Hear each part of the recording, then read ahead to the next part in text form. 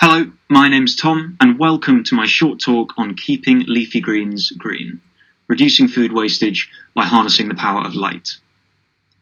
I'll be telling you a bit about leafy green vegetables and why they're important to our diets. I'll also be explaining how leafy greens can so easily go to waste and how we can prevent this using light treatments. Finally, I'll show you how you can test this in your own home and harness the power of light yourself.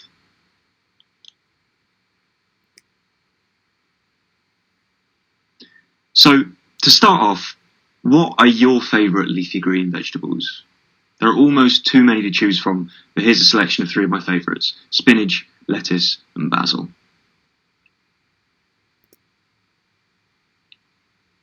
So we love these guys, these leafy green vegetables, and we use them in all sorts of foods, from burgers to salads.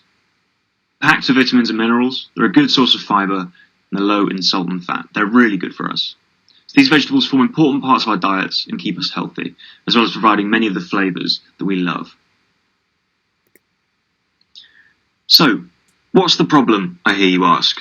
Well, the problem comes during the transport and storage of our favourite leafy green vegetables.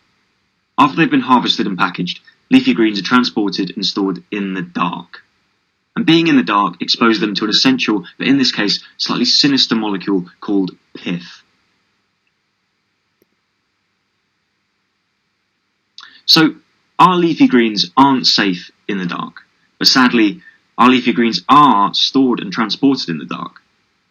And unfortunately, the dark, this is where our antagonist, the molecule pith, multiplies and thrives, and he can be seen on the right. Piths multiply in the dark and cause leaf cells to break down their green pigments, or chlorophylls, causing the leaves to go yellow. Most importantly, and perhaps most chillingly, pith cannot be reasoned with and doesn't respond to traditional diplomacy. Trust me, we've tried. Here's an example of the action of the molecule pith on a leaf. And you can see the longer these leaves are stored in the dark, the yellower they become. Now, because of the high standards we hold for our leafy green vegetables, any yellowed leaves simply won't sell in the shops and end up going to waste.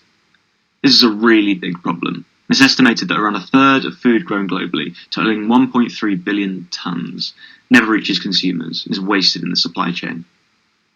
So, at the University of Bristol, we've been investigating ways of delaying this yellowing process with the aim of reducing wastage of our leafy greens, and the main way we've been doing this is by harnessing the power of light.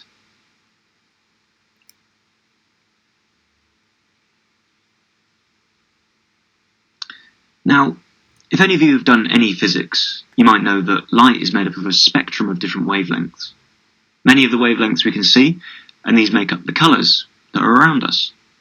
Some fractions, however, are invisible, such as infrared and UVB. By experimenting with UVB wavelengths, we found some really interesting things, and this is what I'm going to show you.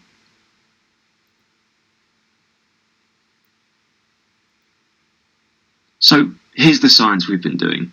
The details of this slide are unimportant. What is that we've found that exposing plants to UVB before we harvest their leaves delays the yellowing process caused by piths. This has the potential to increase shelf life and has important implications for sustainability and waste reduction, as fewer leafy greens will be thrown away due to leaf yellowing. So, how can UVB light be doing this?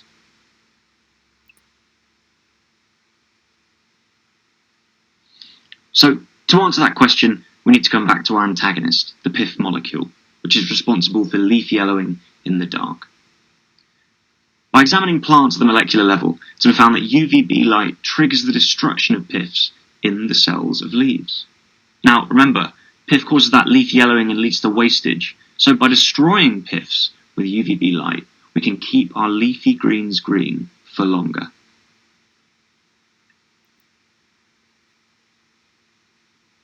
So what are the applications of this discovery? Well, one example is in high-tech vertical farming scenarios, where plants are grown inside under controlled conditions. Here, UVB treatments can be given easily and cost-effectively before harvest, again, possibly leading to longer-lasting greens and hopefully reduced food wastage. So, overall, by harnessing the power of UVB light, we might be able to reduce food wastage and keep our leafy greens green for longer. finally, I just wanted to describe an easy experiment that you can carry out at home so you yourself can witness the effects of UVB on leaf yellowing firsthand. So here's the experiment. Next to me buy a leafy green from the shop. Here I've used basil as an example, but any will do. Remove a couple of the leaves. Here I've labelled them A and B.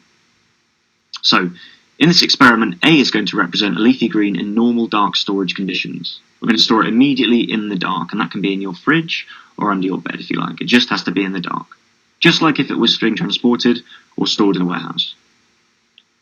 Leaf B is going to receive a UVB tanning session, however. So pop leaf B on a plate and put it out in the sun for 4 hours or so to soak up some rays. Once the 4 hours are complete, put leaf B in the dark with leaf A and leave them for a week or two, around 10 days. Remember to label them for later. And as time progresses, it should become really obvious that leaf B is staying green, while leaf A has been kept in the dark without UVB treatment, is turning a sickly shade of yellow.